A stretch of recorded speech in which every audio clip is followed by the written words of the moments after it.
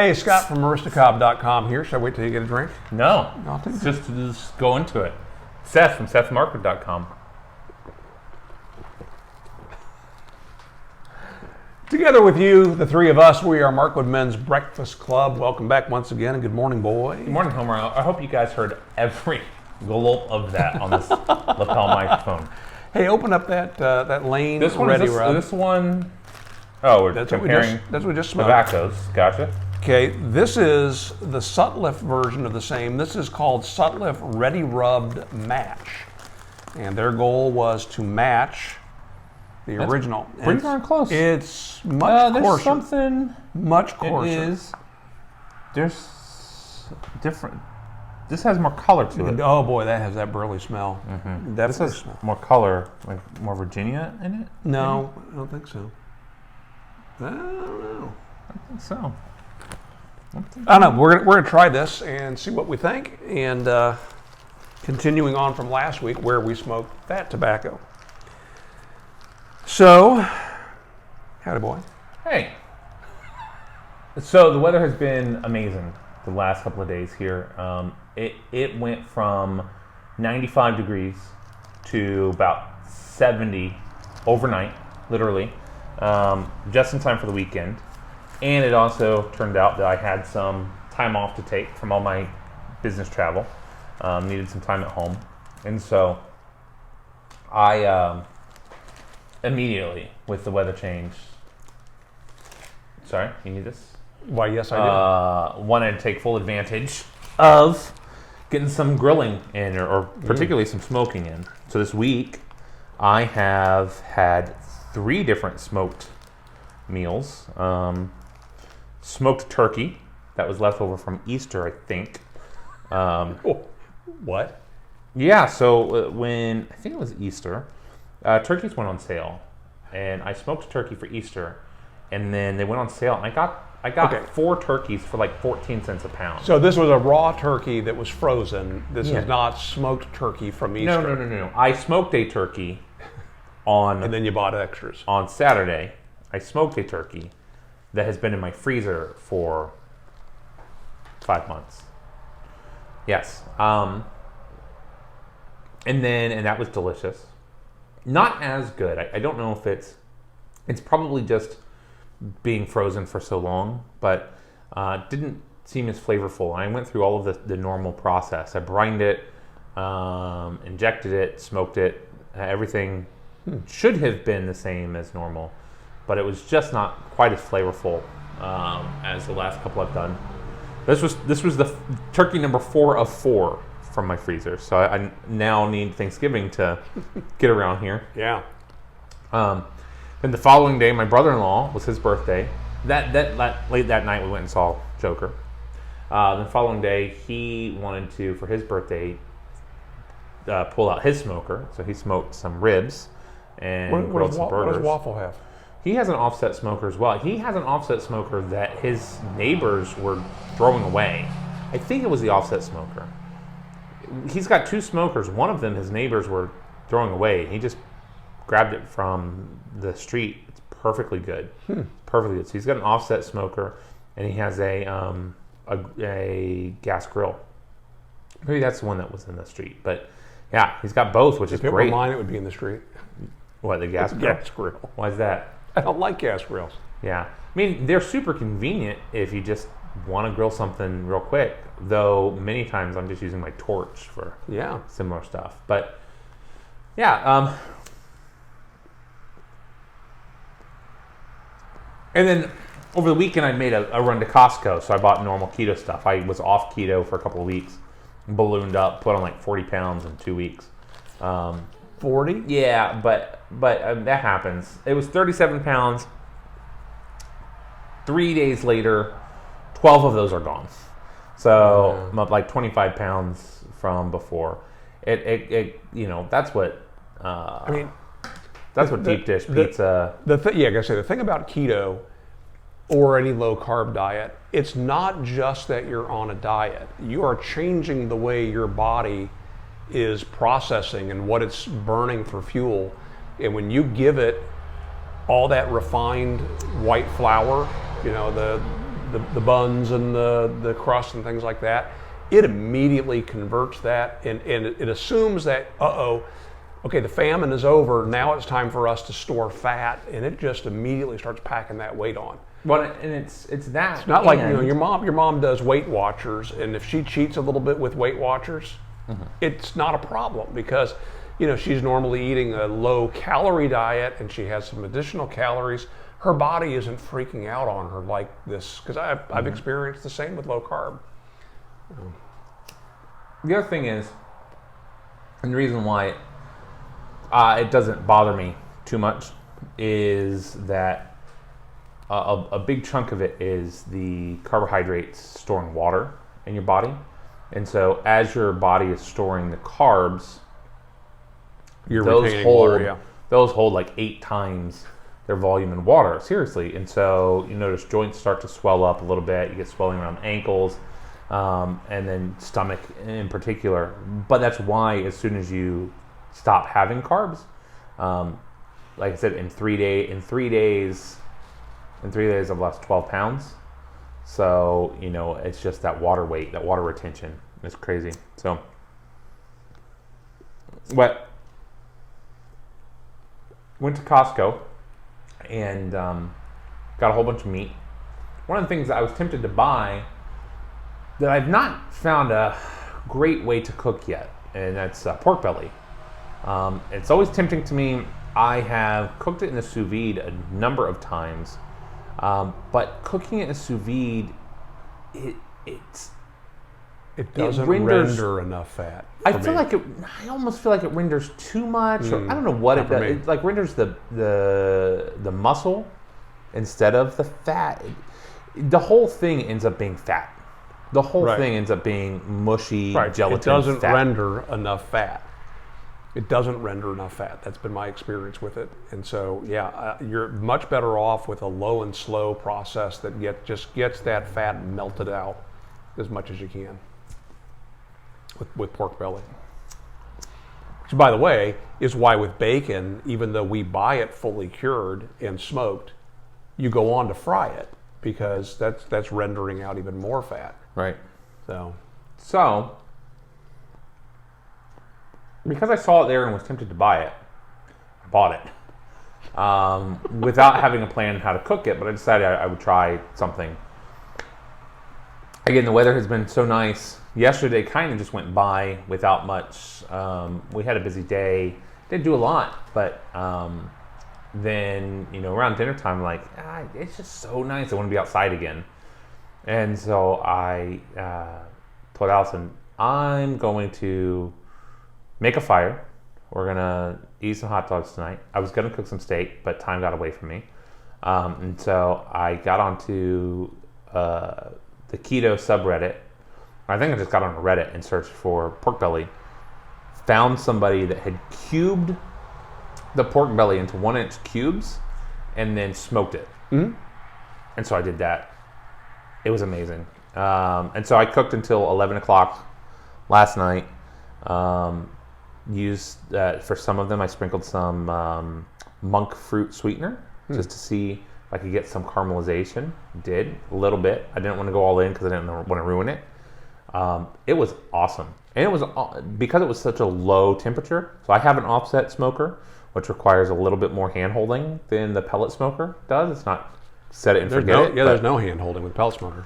But even so, because it was such a low temperature, it was much easier to maintain than something like the turkey. The turkey cooks at around 300 to 325. It's hard to keep that high of a temperature on the smoker. Mm-hmm. The pork belly was closer to 200, between 200 and 250. That's easy. An easy range. And so I would just, every half hour, check on it, add a little bit of wood, go back to the campfire. What kind of wood were you burning? Garbage wood. Garbage wood. I have,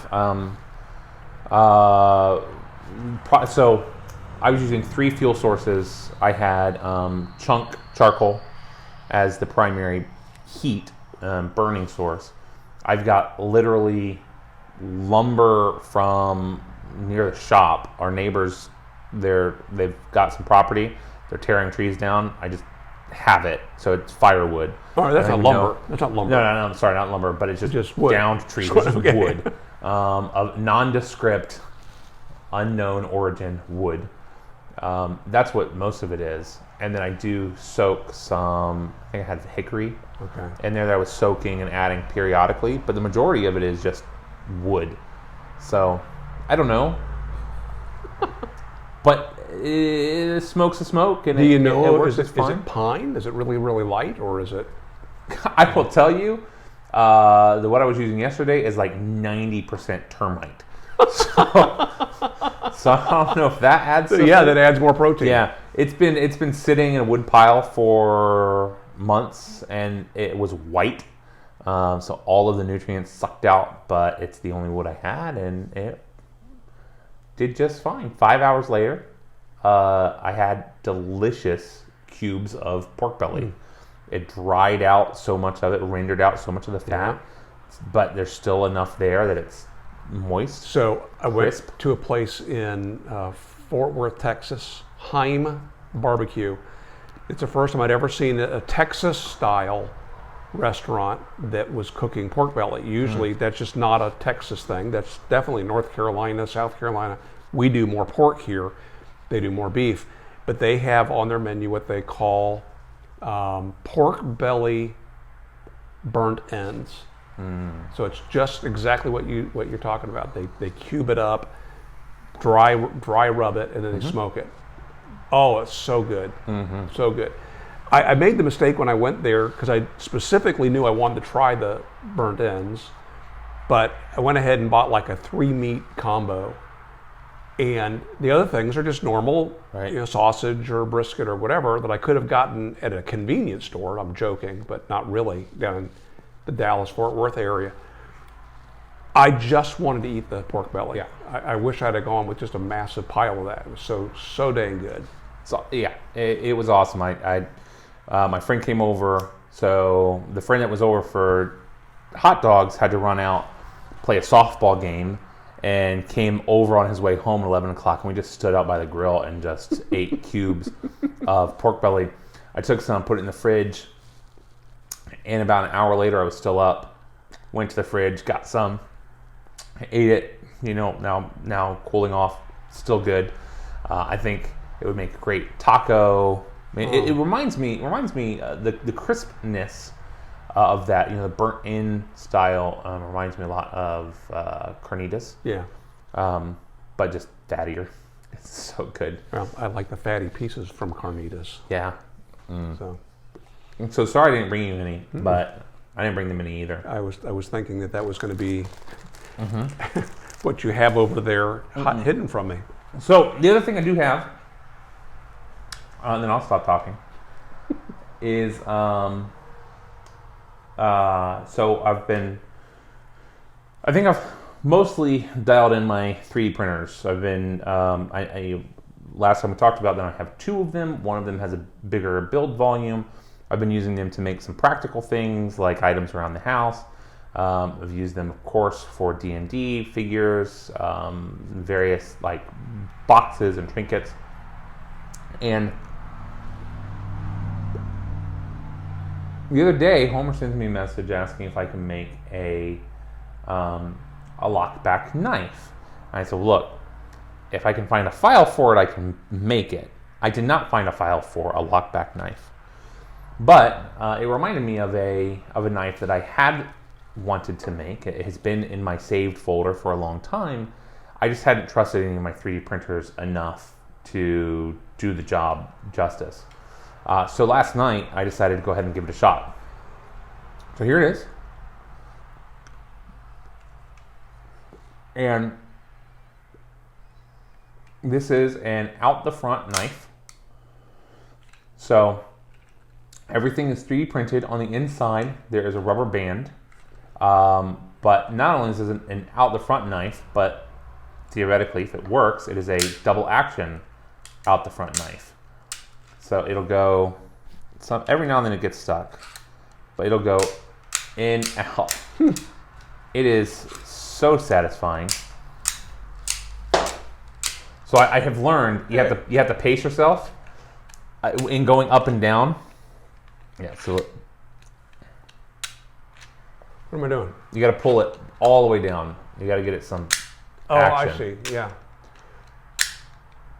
You got to give it enough time to transition between.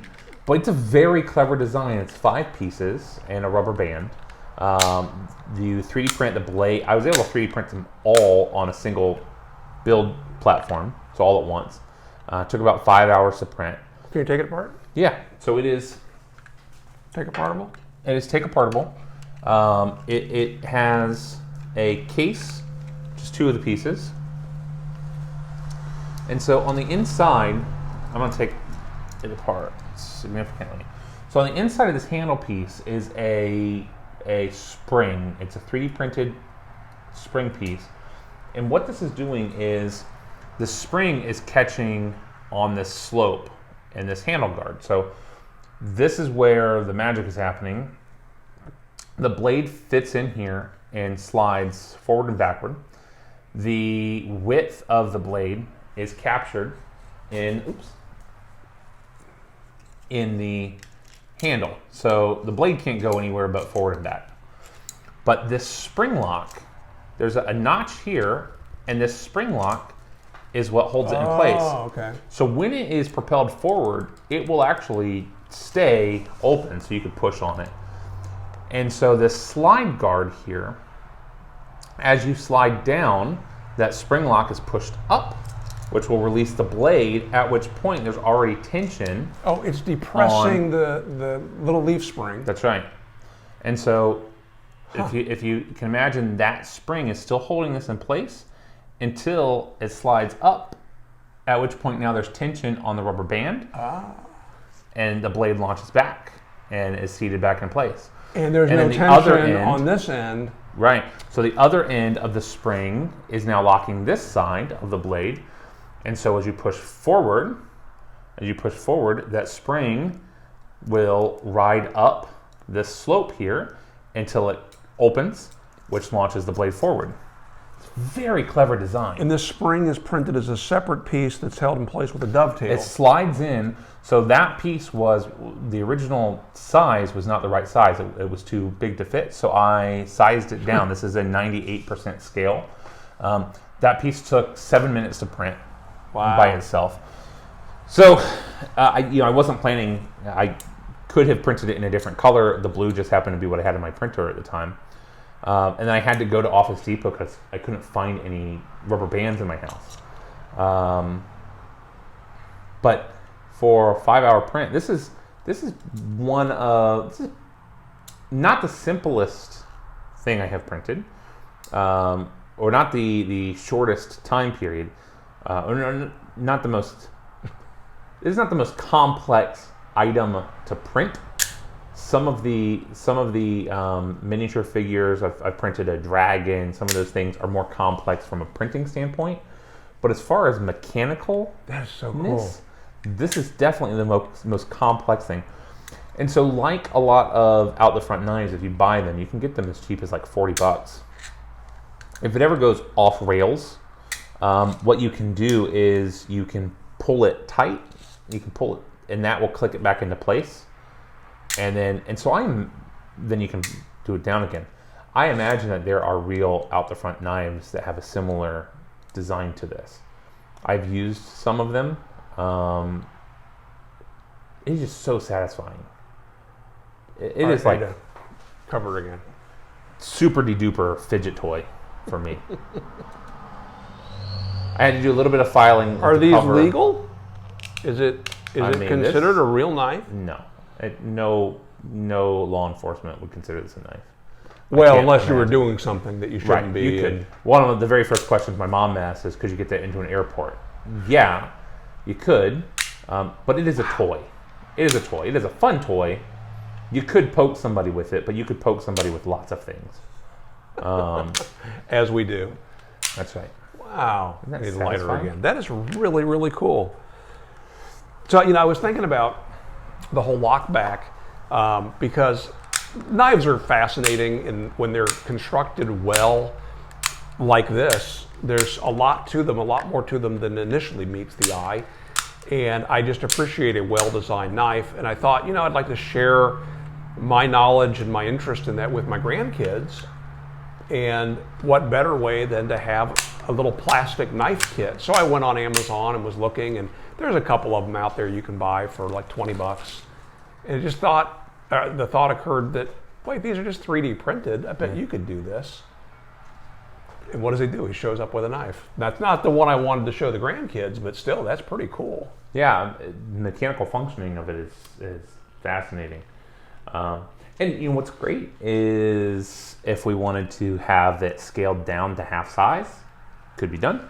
If we wanted to have it, I imagine that this action here, this slamming back and forth, this blade will eventually wear down. Who cares? This was maybe 50 cents to make, maybe, probably less than that to make in a couple hours of time. I made this while smoking brisket, which I also wasn't doing any work on. And most of that was just sitting at the campfire, playing video games on my phone, hanging out with friends. I'm sure you could take that and using investment casting, you could cast that out of something. There are some people that have tried to do that. You could do it. You can also, there are really, really strong filaments. So one of the guys in the comments was printing it out of carbon fiber, which would make it very strong. And then it could be an actual weapon. Yeah, it could be dangerous. Do you happen to follow the TSA on Instagram? No. You're not even on Instagram. What am I saying? I tag you. He's kind enough to have an account that I can tag pictures on, but you're never on there. I follow TSA mostly because they irritated me so much. But anyway, I noticed the other day that somebody had a dagger brush. You've seen those that they sell that you can pull the handle and out of the head of the brush pulls a knife. Uh-huh. I mean, that's a real live, genuine, non-metallic weapon that you could kill somebody with. And Sure. yeah, somebody tried to carry one of those through TSA.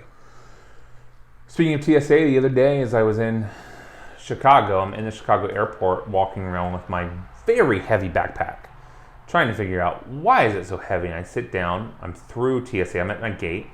I'm like, what is going on in here? I opened it up. There's one of these about this full of soda in my backpack. So I threw it in there from the hotel, thinking I would drink it on the way to the airport, drink some. Totally forgot that it was in my bag. And it went right through all of the scanners, That's everything. Scary. Yeah. So I was like, well, all right then. I mean, I drank it. Wow. But So there are libraries of files to either purchase or that are free. Is that right? for printing? Yeah. For printing, and so There are some websites that you can find all sorts of things. Several websites where people upload their things. Most of them are free use. There are people that sell designs as well. And then I'm sure you could use like Fiverr or something to get people to custom design them as well if you needed that. The engineers at our company use 3D printers all the time. They'll use them to prototype designs. They're using them for some production items. There's a couple of pieces that are so rare to be used that need just an extra grommet or something that wasn't calculated in with the when we're getting parts brought in, maybe to make sure that alignment is in place. There's just a piece that helps everything slope down.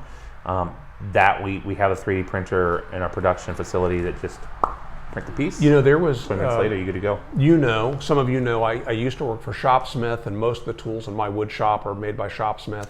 Back in the 1960s, they made a machine called the Mark VII that was, I'd say, way ahead of its time, but unfortunately it was way ahead of technology, and it contained a couple of parts that were made of plastic.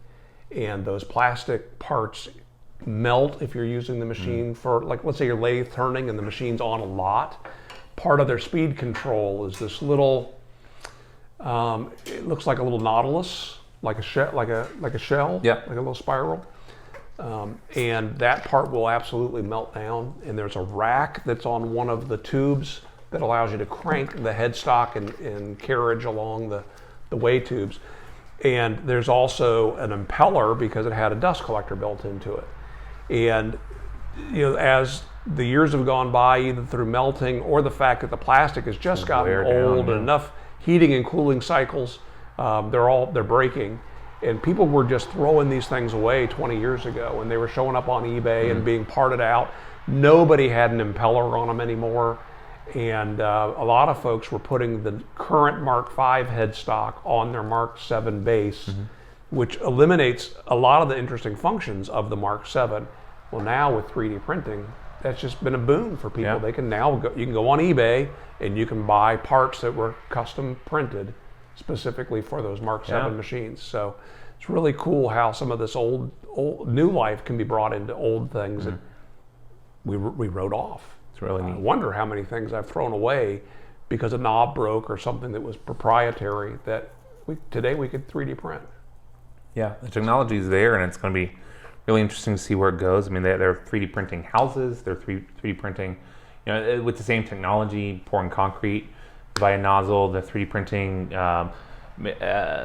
We've talked before about engineers on the ground can send files digitally to astronauts, and they're able to 3D print parts there. And the materials that we're using are getting more and more complex, and it's really, really neat. You can now Adam Savage 3D printed titanium. Yes. So yeah, that was cool. That was pretty cool. That was the Iron Man that's right. suit. We have to go because you have an appointment. I want your opinion of the tobacco. I like the first one better. I like the first one better too. I liked the lane. It had a little something extra. There was an extra. I don't know if it was a bitterness. There was an extra flavor. The second one was just more bland. It was not as complex. So flavor. The original Edgeworth Ready Rubbed was said to contain cocoa and molasses, and I'm not sure that that's literally what's in here, but you're picking up some of that flavoring. Yeah. I'm not getting that at all from the Sutliff, and maybe had we smoked them in the opposite order, Could be. we would have picked up more from the Sutliff. I don't know. I'm going to continue to experiment, but I like this. I like it. So There's definitely more flavor there. initially, this was only available in a big tub, and so you were in for a $50 investment here in the U.S. to just try it. Now they have it in pouches, readily available, and I recommend it. That was pretty good. So, all right. Hey, thanks for hanging out with us today. Thanks for joining us. Boy, good to see you again. See you too. Yeah, I got some this again in a physical couple therapy weeks, to do hopefully. now, so Yeah, gotta keep working on that. see how this goes. Make it a great week. We'll see you again next week. See ya.